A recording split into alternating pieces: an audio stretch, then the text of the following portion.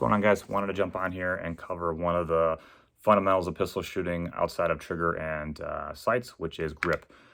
Being a consistent shooter and putting rounds where I need to be, grip can definitely be that little safety net that saves you. Even if my trigger is sloppy, my sights aren't perfect, as long as they're aligned relatively where I need to be and my grip is there, right? And I'm running shot sequences that are 3, 4, 5, 6 rounds, whatever they are. If I can support that with a solid grip, right, I can get away with a lot of, I guess, human error on the trigger and sights, right? Obviously, they still need to be aligned, right? Still need to pull the trigger, but if I can vice that grip down, I can eliminate a lot of that issue, right? So how do I get there? Can I be consistent with it? We'll start off with our strong side hand. I'll cover what I do with my grip. Again, this is just personal preference, how I grip the pistol. You can grip however you want, right? I'll talk a little bit about some of the competition shooters out there, how they grip the pistol, and how I kind of steal some of those and what works for me, right? Every hand size is different. Every hand strength is different. So if someone says you have to grip the pistol like this, question that, right? Question why is that? Is it only because it works for you? Can it work for other people, right? You have to be able to adjust to the shooter, right? So don't take everything I'm saying here as gospel, right? Grain of salt. Make sure you pick whatever works for you throughout the rest.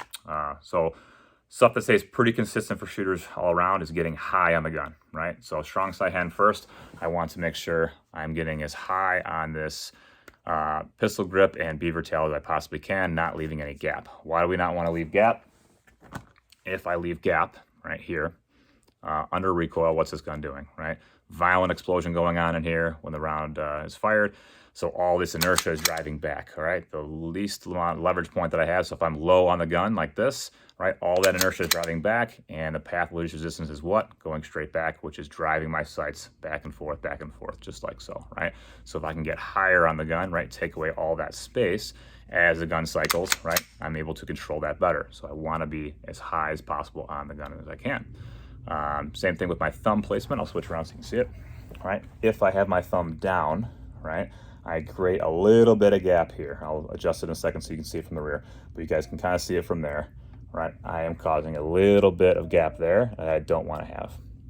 All right, so if I can have my thumb flagged forward, just like this, right, I'm taking up all that space, right? You can see again from here, thumb down, right? It creates that little bit of gap to where when this gun is cycling, right, I can cause some issues. I get my thumb to flag up, right? I take that away. So that's kind of, I set myself up for success there.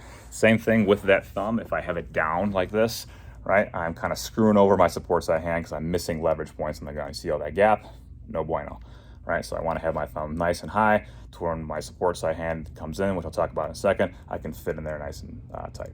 Okay, support side hand. I want to set it up for success by basically mimicking what my strong hand looks like over here with that support side hand, right? How I set that up consistently is the index point, right? Got to be consistent. I know Scott Jedlinski was big on this, about he uses his little knuckle right here on his first finger on his support side hand. Some guys have difference. They call like the Mike Sicklin or the Judy chop, right? However you do it, I'm usually having an open hand and I'm running that knuckle towards my trigger guard in this general fashion, right? Touching at the bottom of the trigger guard here. And then I'll roll forward, okay? Gives you a nice and clean tension on the gun. A reference point that I use as I like to cover up my controls, right? What do I mean by that? If I am low like this, right, and I kind of do my little spot check, I look down and I can see my slide stop. I know I'm not high enough on the gun and I know I'm missing out on leverage points on the gun, right? So as I roll my grip, I want to make sure I'm covering those controls. Downside of that is you might not get slides lock every time. Not a big deal, right? You shot 17, 18, 20 plus rounds. You're already in a shit kind of day. So I'd rather have the ability to control recoil versus just getting a mechanical slide lock, right? Not a huge deal. So I cover my controls. That's kind of my reference point. Beyond that, I want to have a nice angle on my support side hand grip. I don't want to be back here because remember, all that inertia is driving backwards, right? So if I have my hand flat just like so, and I grip, right, all that power and weight is going into my wrist. If I lock my wrist out forward, right, all that is going to be driving into my shock absorbers, which is my elbows, right, versus my wrist locking back, okay? So I roll that forward just like so. I get high on the gun so you guys can see. I don't want to be able to see this control. I want to be nice and high, and I set that up for success from there, okay? Grip pressure is huge, right? Again, a lot of debate on where I need to, put pressure on the gun, where I need to squeeze. Again, personal preference, what works for you. I've kind of did a little trial and error over the years of what works best for me. Right now I'm in kind of the vice grip phase, and that's been working so far for me, right? Strong, firm handshake style grip with my strong side hand. It's not crushing the piss out of the gun to where I can't manipulate the trigger, but it is still firm, right? I don't like the whole 60-40 percentage, because 60% for someone's hand is not consistent with someone else's, etc. So I have a nice firm grip where I can still manipulate the trigger, right? That's going to change for every person, but it is still firm. My sports side hand is a death crush, right? It's at the point where I'm almost shaking the gun and I back off about 1% or 2% until it stops shaking. That's how I want it. You want to be crushing the living piss out of the gun with this hand, right? Most issues shooters have with grip is related to this hand being a little biatch, right? This needs to be strong. So you got to have this near wedge. As far as where I need to put pressure, big thing for me is this meaty portion of my sports side hand driving against the gun, right? That's huge. I am clenching these fingers down around the other side. So you can see it, right? Just like so, they are clenching down, right? So my fingertips, right? You can see the blood going out of my tips there. So I want to make sure I am clenching down on the gun. Same thing as far as putting pressure on this high portion of the gun, because where's the barrel, where's the round going out of? It's high in the gun, right? That's where the barrel line is. So I want to get pressure closest to that. So with that meaty portion of my palm, I'm going to be rolling the gun in slightly, right? The analogy that I've heard out there from some shooters is the upside down horseshoe. So you think of a horseshoe, you're trying to bend it out.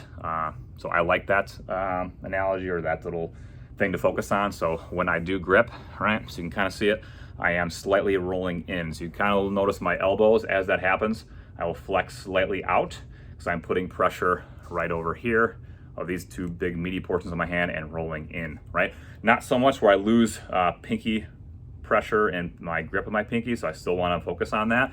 Some guys will get over with this and they'll start losing grip, and this happens, right? No bueno. I still want to have pinky pressure. So all it is for me, as I roll this forward, I put that death crush on there and I slightly rotate out. You guys can see my pinkies are still on the gun. I still have bottom side support on the grip, and I'm just doing a slight roll, right?